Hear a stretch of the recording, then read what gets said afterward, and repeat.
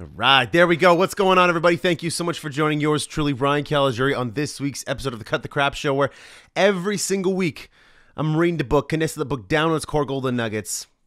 Sometimes I bring the author on. More often than not, the past little while, I've been enjoying the sounds of my own velvety baritones. Velvety, is that a word to describe my voice? My voice is definitely not velvety, but... So I sometimes bring the author on, but more often than not, just what I'm trying to do is just break down the golden nuggets of a book. So I save you time, help provide some information that can spark change in your life, but most importantly, I'm trying to help you build resilience, and I'm trying to help you create your 8 every single day.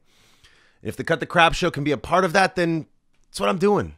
That's why I've been doing this thing for 3 years, because I know how much it plays a role in so many of your lives to inspire you, bring some enthusiasm, to excite you, to just like fill up your day with some good, good vibes, good energy, good information. So that's why I keep rolling this thing out. And I'm doing a new edition of this thing. So chances are you're listening to this right now on Castbox, Spotify, iTunes, Apple Podcasts, whatever, SoundCloud. You're listening to it online by audio. Well, I'm starting something new today. I decided, because there's so many requests for it, I don't know why. Why do you guys want to see my face? Why do you want to see this? It's the beard. It's always the beard. Anyways, I'm starting to put these episodes up on YouTube now. And you might say, Ryan, I know you're putting the audio up on YouTube. No, not the audio. Putting up the video. So I'm recording myself doing the podcast. And I know that's just something that people are getting used to now. A lot of podcasters out there, especially comedy podcasters, they're putting their podcasts on YouTube, but they've been on Spotify, on whatever, all the podcast directories.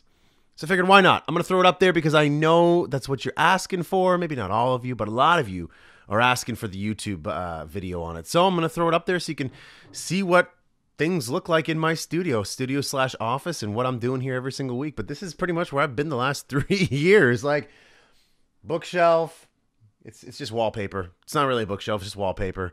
But in any case, no, this is where I do my thing, and I don't know, it's nothing special, but this is where the magic happens. And so I'm just glad that I can kind of give you another kind of look inside Ryan Caligiuri's life. Yes, I refer to myself in the third person all the time. It's just what I do. But anyways, enough jibber jabber. Let's crack into this one, right? Because it's our first episode doing it by video, so now you can kind of see how crazy I get behind the microphone. So today's episode, we're talking about Atomic Habits, and it's by James Clear. And again, the subtitle of this one, Atomic Habits, an easy and proven way to build good habits and break bad ones. If you're wondering what I'm looking at here, I take all my notes down on my laptop. So just pulling up my laptop here, and that's pretty much how this thing works every single week. Just do up my notes and pull it up here. So this one's really important to me. Habits are absolutely critical, because we have habits that we have planned out, that we want to do, things that we are purposeful about. Unfortunately, most of our habits are done automatically. They're on autopilot. And the habits that we have are not serving us very well, but they've become so ingrained in who we are, in what we do every single day, that we tend to find it's very hard to break free of them. And when we do want to break free of them, even though we know it's not serving us, we don't want to do it. Why? Because it's a habit. It's an atomic habit, as James says. So I have a lot of clients that I work with on helping them create their 8. Create Your 8, again, it's that program that I use to help people get into a constant state of enthusiasm, of optimism, helping them become more resilient so that they can bounce back from the dangers of life, the stresses, the pressures, so that they can be the most creative, they can be the most intense, so they can achieve their goals, whatever it is they're trying to do. And the big challenge that I have with Create Your 8 is breaking the habits that people have formed. I work with a lot of CEOs who are stressed out, depressed, It's a bad situation for so many of these CEOs. Really, really bad situation. And the first thing I do when I go in there is find out what's stressing them out, and then I ask them what their day looks like. And then what does every day look like this week, next week? I can see the habits. I see what they do, and these habits don't serve them. One of the most common ones is they have to work inside the office. I'm always in the office. I'm constantly being disrupted. I can never get my work done. At the end of an 8-hour workday, I have more work to do, and I go home and I do it. A lot of them say they're more productive at home working for an hour than they are in the office for a full 8. And I know that's true. But they've got that stuck in their head that this is just a habit. This is just the way it is. I'm a victim of the time that I spend in the office. I have to take care of every little thing that happens in this office. And unfortunately, there's not much I can do about it. That's a bad habit. Coming in the office, opening your door up to everybody, coming in the office, checking your email, allowing yourself to be distracted all the time. Those are habits. They're bad habits. And habits that don't serve anybody's level of success, their mental state, doesn't help at all. So anyways, kind of going on a little bit of a tangent here. Atomic Habits is all about recognizing the bad habits in your life and helping you set up the right habits. Habits that serve you. Habits that will help you create your 8. Habits that will help you be more resilient. Habits that will help you get more done, be more productive. That's what I'm interested in. And so any book that will help me understand habits a little bit more, I'm totally interested in it. So why don't we crack into this one? Let's kick this off. Again, this is Atomic Habits, an easy and proven way to build good habits and break bad ones. Golden nugget number 1. The smallest habits can have the most profound effect on your life. Imagine for a second a flight that's taking off from LA to New York. Okay, this flight's going up, it's cruising, things are going well, but the pilot just decides to shift things maybe this much. Maybe it's like 1.5 feet. Not much. What do you think happens by the time you want to hit your destination in New York? Well, when you get off that plane, you're going to be very surprised to find that you're not in New York, but instead you're in Washington, D.C. And you say, well, Ryan, how is that possible? He moved it maybe just like 2 feet. How is that possible? Because what happens is when you make small changes over the long haul, it creates big impact. And it's just a nice visual. It's just a really nice visual to understand that the changes you make today, you might not even notice it. Nobody in that plane will notice the change. Everything's going to go well. You're not going to notice it. But because you made that small change and you saw it through, it changed where you ended up. So why do I tell you that story? I tell you this story because it's the small habits that you create today that will drive lasting change. You might not notice it. And because we don't notice it, that's often why we stop. And why we say this new habit doesn't serve me well. No. Remember the flight from LA to New York? It's going to throw you in Washington, D.C. because you just made a small little shift. So what I'm saying here is, if you are trying to lose weight and you start going for a 20-minute walk every single day or a 20-minute jog every single day, at the end of the month, you're going to look at yourself and say, I haven't noticed any change. This is a stupid habit. It doesn't serve me at all. I'm done. I'm going to go back to sitting at home because what's the point? You're trying to save up money.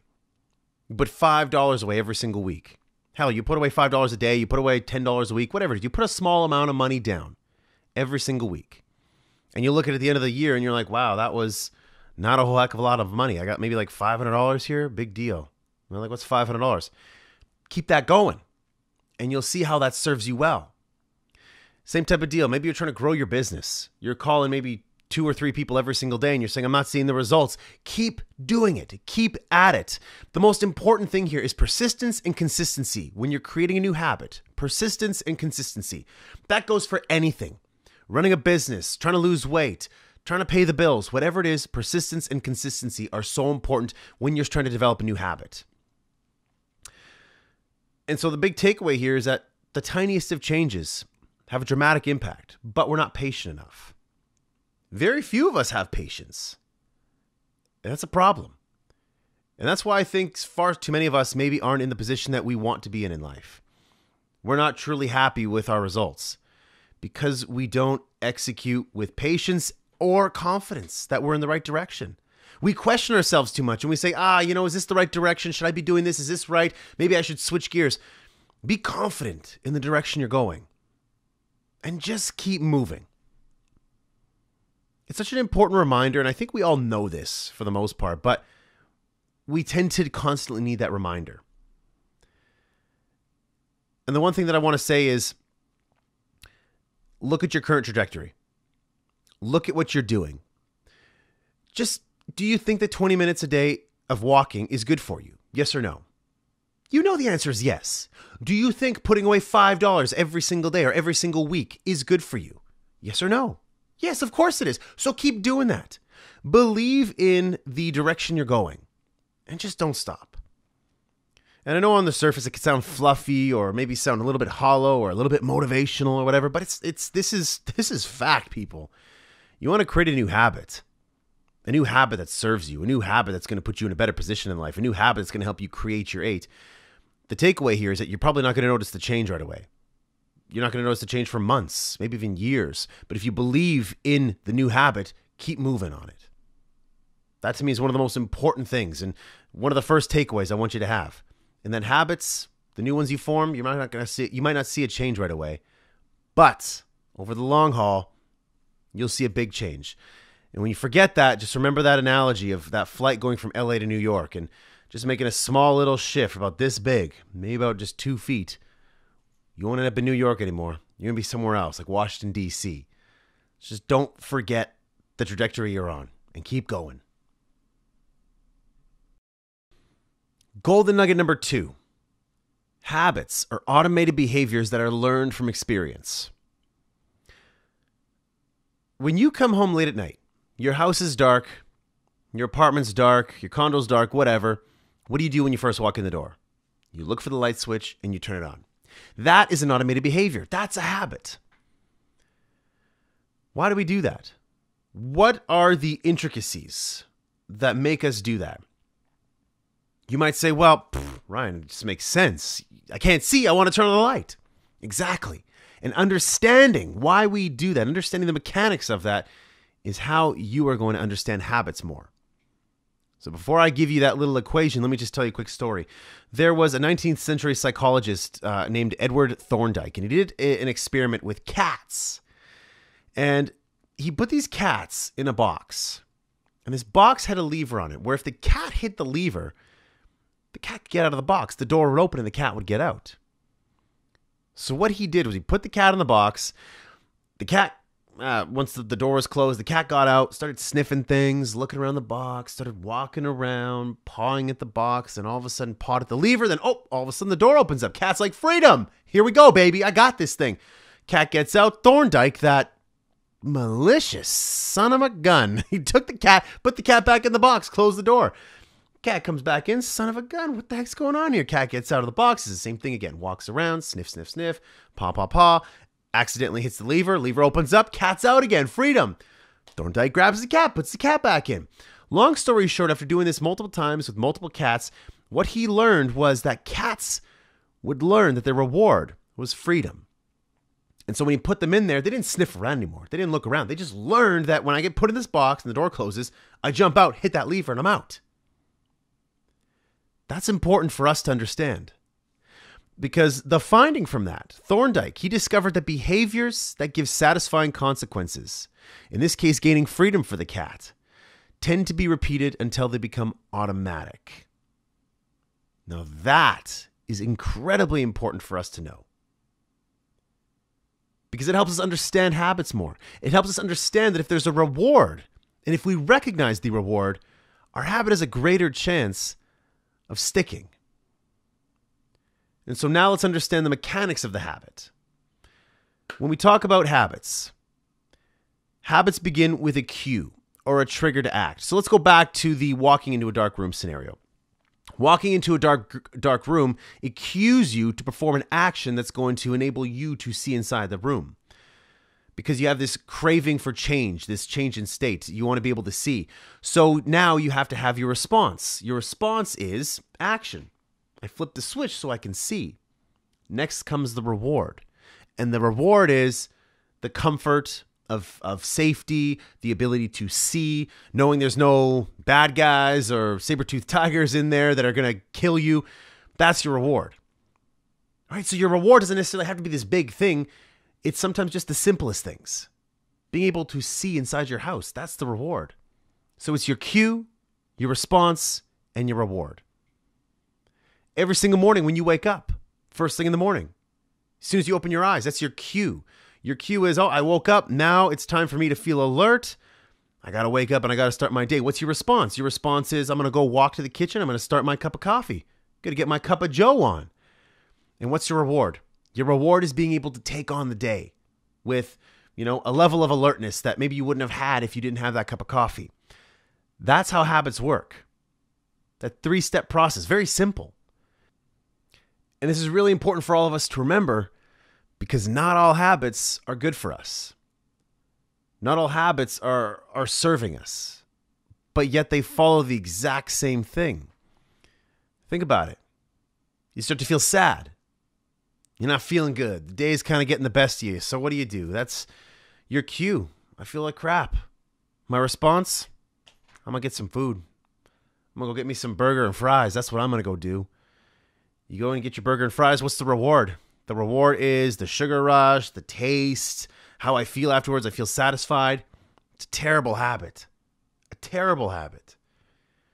There's different ways of looking at habits, but habits can be either good or bad. So the thing I want to focus on with you in this episode is how do I help you build good habits? This book, it's all about helping you build good habits. So let's figure out exactly how we can do that. Golden nugget number 3. When creating a new habit, make sure you have hard to miss cues and a plan of action. So, your phone goes off. What do? Buzz, buzz, ding, ding. You pick up the phone. Obviously, it's your response. You go ahead, you look at it. There you go. You got rid of your fear of missing out, your FOMO. I feel better about it. That cue is hard to miss. It's always there. That's why we form habits of every single time that goes off, or if you have your your Apple Watch. I'm not wearing it right now, but if you have your Apple Watch on, all of a sudden you notice, hey, ding, ding. I look at my watch. I look at whatever, my phone. That's a hard to miss cue.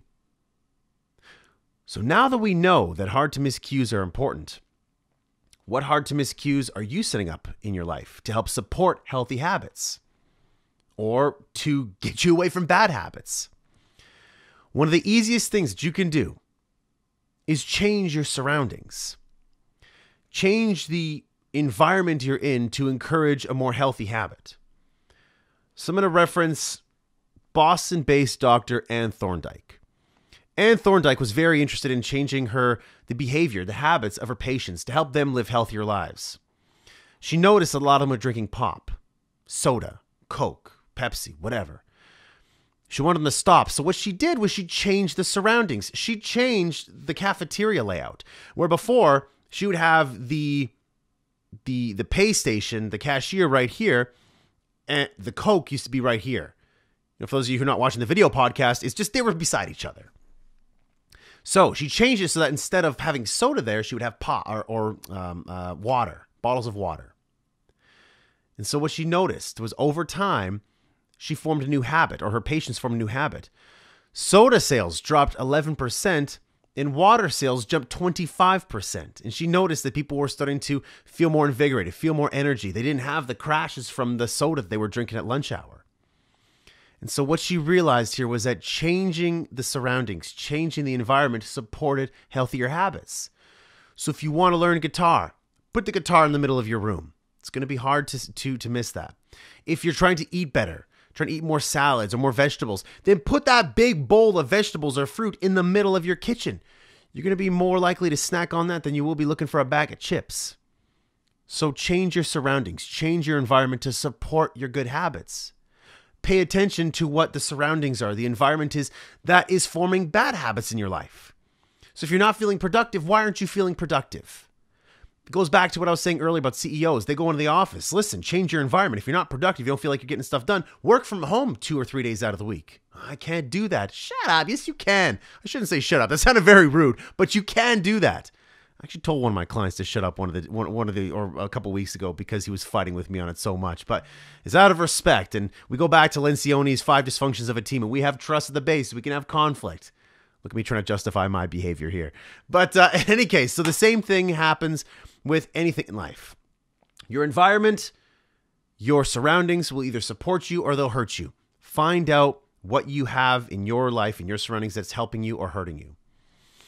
And make things easy. Make the cues hard to miss. So again, if you're trying to practice guitar, put it right in the middle of your room, in your house, so that you can't miss it. All right? Like if you are, here's a good one for you. This is what I do. I'm doing it right now. I get very busy throughout the day. So what I do is I make this cue where I put my workout clothes on, right? I put my workout clothes on. Sometimes I'll go to bed and I'll put it on first thing, or I'll put it on before I go to bed and I'll sleep in it. So when I wake up in the morning, I'm already wearing it.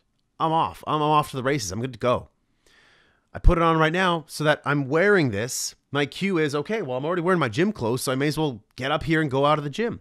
Because I have so much work to do, I'd sometimes just get caught up and I just do my work. But if I'm wearing my gym clothes still, then I go to the gym. So what cues are you setting up in your life to help you? That's one way to help support a habit.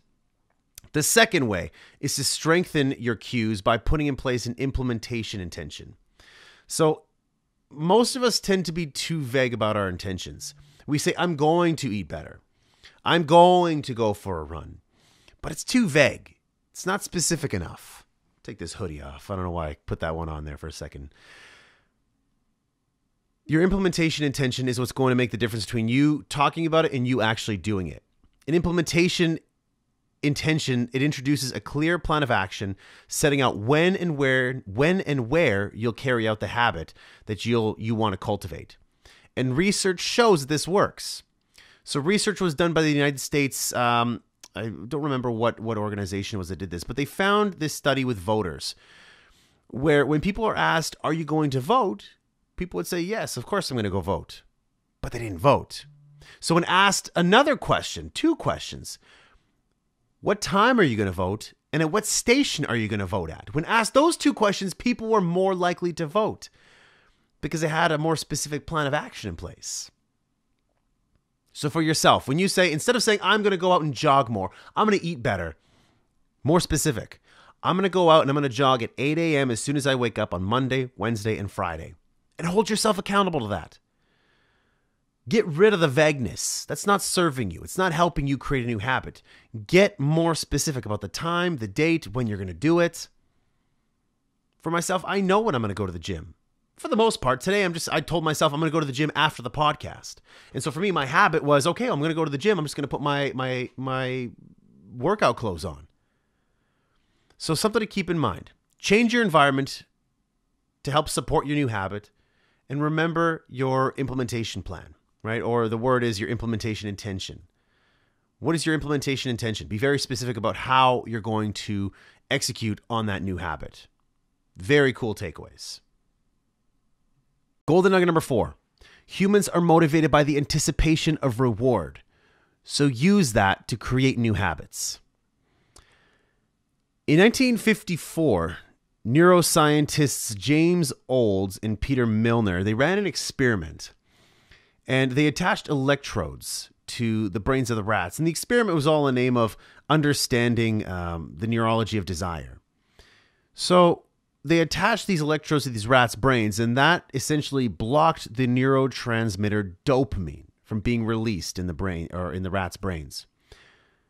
What did they find?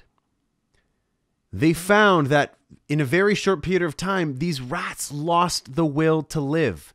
They didn't eat, they didn't drink, they didn't have sex. In a few days, they just died.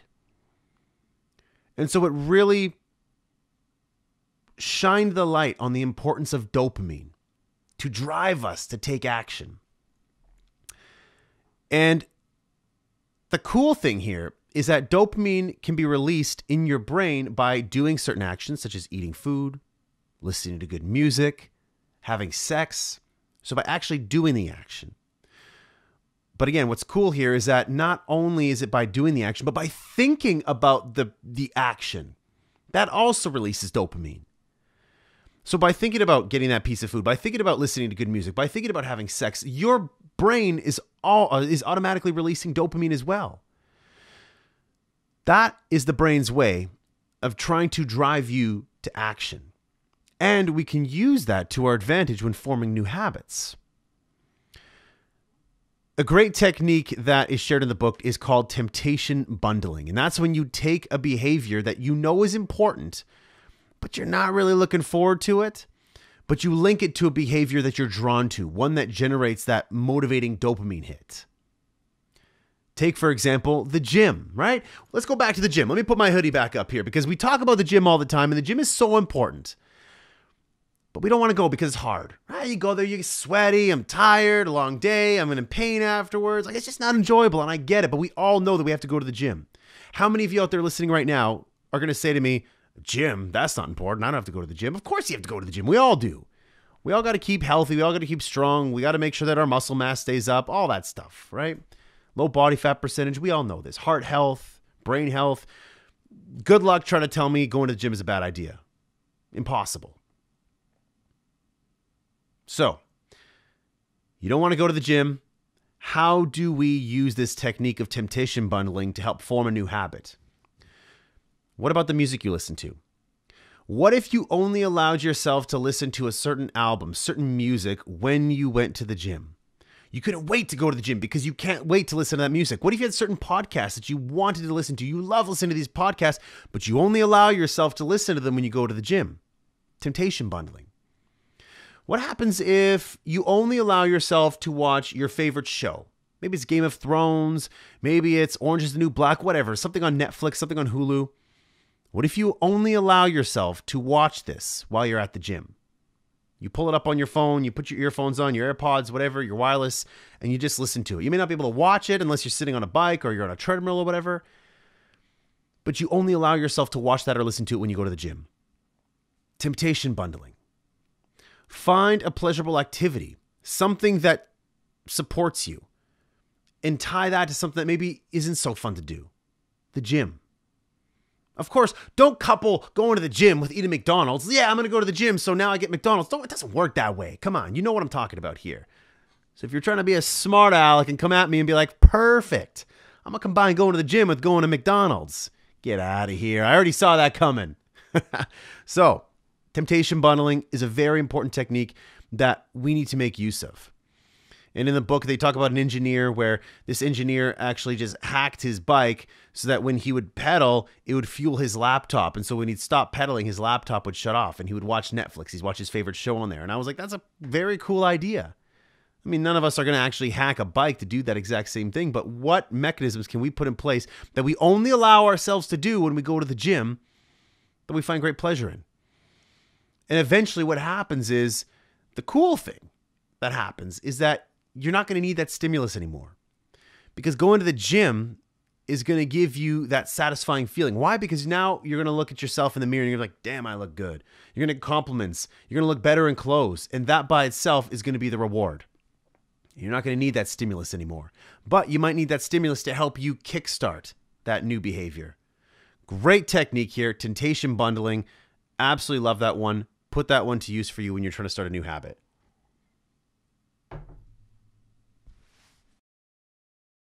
All right, golden nugget number 5. If you want to create a new habit, make the habit as easy as possible to adopt. Now, forming new habits that are easy, sometimes it just takes no effort. Pick up the phone and scrolling through and creating that habit of every time it goes ding and I go ahead and I look at my notifications, that doesn't take up any that doesn't take any effort for me to do. And yet I spend hours upon hours on my phone every single week. So do you. But do the hard stuff. Go to the gym. Learn a new language.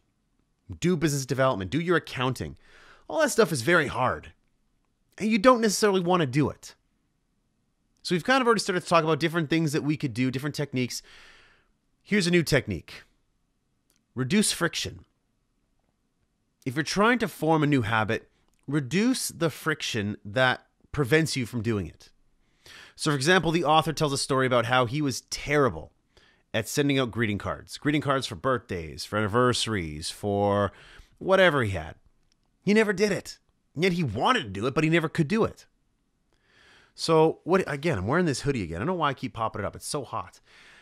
So what he ended up saying was he told his wife this and she was like, well, just reduce the friction. So what she did was she went out, got a whole bunch of boxes of cards. She got a card for every possible occasion that you can think of. Everything from a birthday to, somebody's new kid, whatever. Congratulations on buying a new car, whatever. She went to the store and bought a whole bunch of cards. She took these cards, put it on the counter. There is no excuse as to why the author can't send out greeting cards anymore. There's no friction. It's labeled too. Birthdays, anniversaries, whatever. Marriage. Doesn't matter whatever your card is for. He's got a card for everything now. No friction. The exact same thing with me putting on my my workout outfit before I go to bed. I'll put it on. So that first thing in the morning when I wake up, zero friction. I'm already wearing my gym clothes. All I got to do is put on my shoes and I'm out. Or I just got to go downstairs and do my workout downstairs. right? No friction. So the question you need to ask yourself is, what friction do you have that prevents you from working out? What friction do you have that prevents you from eating right? If you're not eating right and you're sitting there eating garbage or you're thinking about junk food, maybe you have too much friction. Maybe you don't have the right food there. Maybe you didn't do your meal prep. That's why meal prep is so important. There's no friction. You've done the meal prep. It's sitting in the fridge. You're hungry. Instead of going for that bag of chips or ordering something online, ordering a pizza, you have food in the fridge. It reduces friction from you straying from your diet. So think about you. What habits are you trying to create? And what friction exists that maybe you can remove? That's key. The second trick for making habits easier to stick and make them long-term is something that the author calls the 2-minute rule. And it's a way to make any new activity feel manageable. So this one I was a little bit iffy on, but I'll share it with you anyways. The 2-minute drill says, listen, if you're trying to go to the gym or you're trying to just read more, don't straight up go to the gym. Okay, this is tough for me to say. Let me just spit it out here. They say just focus on something for 2 minutes. Go and put on your gym shoes. If you're going to go to the gym or you're going to go for a run, just go and put on your gym shoes. That's it. Commit to doing that for 2 minutes. All right? If you're watching the video podcast, if you're watching the video on YouTube, then you kind of see I'm a little bit skeptical about this. If you want to read more, then just commit to reading 2 pages. That's it. Just commit to the bare bones. You're not even working out. You're not even reading the full book. You're reading 2 pages. You're putting on your gym clothes, your gym shoes too. That's it. And so when I sit there, I'm like, really? So I just won't see myself doing that personally. Maybe it'll work for you. It's not going to work for me. If I'm trying to form a new habit, I don't know if that's going to work, but apparently this works. The 2-minute rule, this is from the book. The 2-minute rule is a way to build easily achievable habits, and those can lead you on to greater things. Once you've pulled on your running shoes, you'll probably head out for a run. Once you've read 2 pages, you'll likely continue. The rule recognizes that simply getting started is the first and most important step towards doing something. That last point I agree with. But the whole thing about just putting on your shoes and then you're going to end up going to the gym, maybe if you just commit to the habit of every single day, I got to put on my gym clothes. You put on your gym clothes and you're like, all right, I did it. Back to the couch for me. That's kind of what I picture in my head. So if you're going to commit, then just commit fully. Right? So the 2-minute rule to me, I personally don't like it that much. If you're going to commit to doing something, commit to doing something. Maybe use one of the other techniques that we shared. You know, the bundling technique to me is way more effective than doing this. But anyways, I have to share it with you. It's in the book. I share it with you. It's my opinion. I don't know if you like it. If you like it, tell me if you like it. If you're going to use it, tell me you use it and tell me that you found it successful. Maybe commit to doing the 2-minute rule for a full 20 days. Tell me how it works out for you. But those are 2 techniques. Essentially, I'm not a big fan of the 2-minute rule. I do like the reducing friction rule, though. That one to me is really important, and I think that we all need to do our best to remove friction in our lives. All right, and last but not least, golden nugget number 6. To make your habit long-term, it needs to be immediately satisfying. This is an interesting one because I've always looked at habits not to be immediately satisfying, but I looked at the long term. I looked at where I was going, why I was doing it. And that vision, that direction I was going in, that's what fueled my habit. Why I was doing it. The author's saying it needs to be immediately satisfying. And he's got some interesting studies that help back that up. He's got one story in particular that really resonated with me. And it was of a public health researcher in the 1990s. His name was Stephen Luby. And he did something truly amazing. He was working in a neighborhood in Pakistan. And the neighborhood wasn't very healthy. A lot of people were dying because it wasn't very clean. Sanitation issues. But what he did was truly remarkable. He achieved a huge 52% reduction in diarrhea among the local children. Pneumonia rates dropped by 48%, and skin infections dropped by 35%. What was his secret? His secret was easy. It was nice soap. Nice soap. That was it. He found that people weren't washing their hands because the soap wasn't very nice. It was kind of dirty, didn't smell good. So he said, listen, what if we started using nice soap? Soap that felt good, that smelled really good, smelled like fruits and flowers. Would people use it more? The answer to that was obviously yes. People started to wash their hands far more frequently, and they were able to keep cleaner. They were more sanitized. They were eating with clean hands now. And that drove such amazing results. And that's the lesson that the author wants us to take away, is that if we want to form a new habit, it needs to be immediately satisfying. So what are you doing to make your new habit immediately satisfying? That's the question. And this, to me, is probably one of the most important rules for behavior change, is to make your habit satisfying. Find any way possible to make it satisfying. Because if you're taking on a new habit and you hate it, it's not going to last. We all know that. Right? We've already talked about golden nuggets where, you only allow yourself to listen to a podcast or a piece of music or watch a show while you're doing it. That's one way to do it. Reducing friction is another way to do it. There's a whole bunch of different techniques. And this today is even more difficult for evolutionary reasons, because we live in this world today that academics call a delayed return environment, where you go to work today, but you don't get compensated for the work today. You get compensated 2 weeks' time. You go to the gym today, but you don't lose weight overnight. It takes time. And our brains evolved to cope with the immediate return environment of earlier humans who weren't thinking about long-term things like we are, like savings or losing weight. For them, it was going out, killing that animal, bringing that boar back, and feeding the family. It was walking endless amounts of hours to find a cave, to find shelter that we could be in, to find the right tools to make fire. Instant gratification. The thing with immediate returns is that it can be bad too, right? You smoke that cigarette, all of a sudden you get that high from the nicotine. Bad behavior. You go to McDonald's or Burger King or Wendy's or A&W, whatever. You go get that fast food. Oh, I feel good right away. That immediate gratification can be very dangerous. The immediate gratification of picking up your cell phone and spending some time on it, and that, 1 minute of picking up your cell phone turns into 2 hours of you just killing time. Immediate gratification can be a bad thing. So when you're pursuing habits with a delayed return, try to attach some immediate gratification to them. Use immediate gratification to your advantage. What could that be?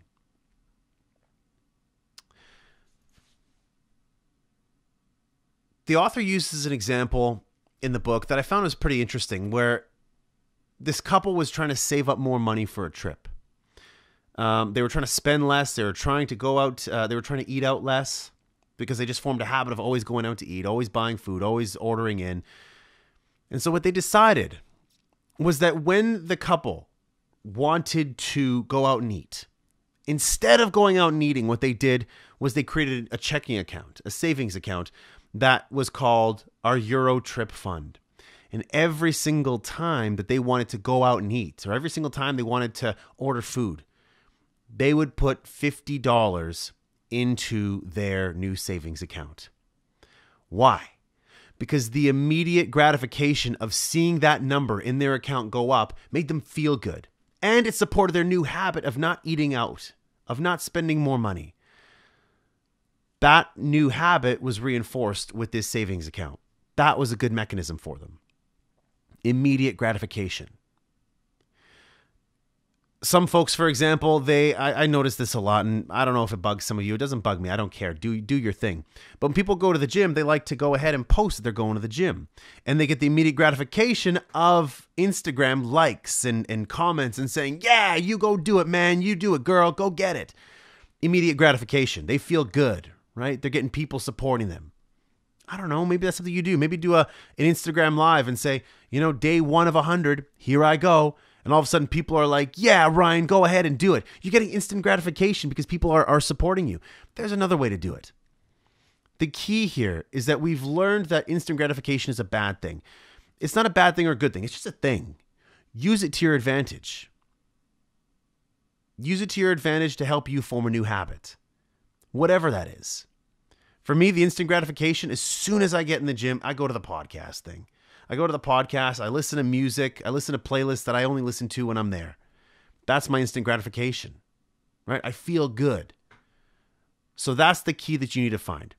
Immediate satisfaction will help drive new behavior. And once you create that habit, once you've been doing that for a number of days, a number of weeks, all of a sudden that habit, you don't need that instant gratification anymore because it's just a part of your life. You just do it now. And that comes down to now moving forward with discipline. Now you have the discipline to stay on your grind. You have the discipline to stay on your habit, right? Remember that thing that I was telling you about? 3D, discipline determines destiny. That's key.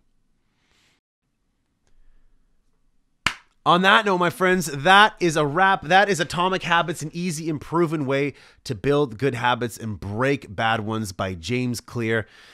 Listen, you want to create new habits because you want to create your 8 every single day. We want to be in that peak state every single day. We want to pull ourselves out of the dredges. We want to get ourselves into a positive mental attitude. We want to fight away those automatic negative thoughts, and we want to put ourselves in a better position in life. The only way that I know how to do that is creating new habits that fuel new behavior, fuel new results. So important. And that's why I love this podcast episode. I love it so much, and I hope that you will as well. There's good takeaways from this. Takeaways that after I read it, I'm going to put into place. And I hope there's some things in here that you're going to put into place too. So if you love this episode, then please subscribe to the YouTube channel, subscribe to the show, rate, review, share it with your friends, do all that stuff. It just means a lot to me that we continue getting the good word out there. Keep planting good seeds in the world. Because in the end, like that's the best thing that I can possibly do here.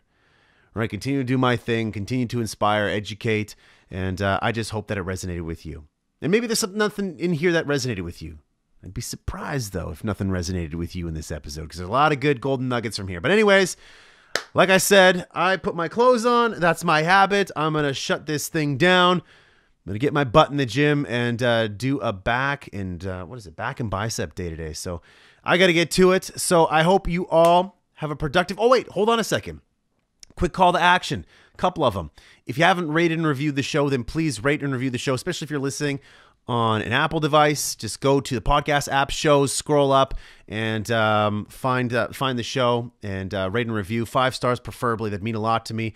Don't forget to check out my sister's show, The People Scientist. She's killing it every single week, condensing all these reports, all of her studies down. She's a neuroscientist as well. So go ahead and check out her show, The People Scientist. Always great content on there. And connect with me on social media. LinkedIn, Facebook, Instagram, Twitter. Subscribe to the YouTube channel. And if you're listening to this and you haven't watched it, then go on to YouTube. Find me on YouTube and subscribe and see what this good-looking mug is doing here in my office, and check out the ridiculous bookshelf behind me. Yeah, it's just wallpaper, guys. Don't worry about it. It's just wallpaper. All right, that's a wrap for this week. So have yourselves a fantastic, productive, inspired week, everybody. I love you all. Take it easy.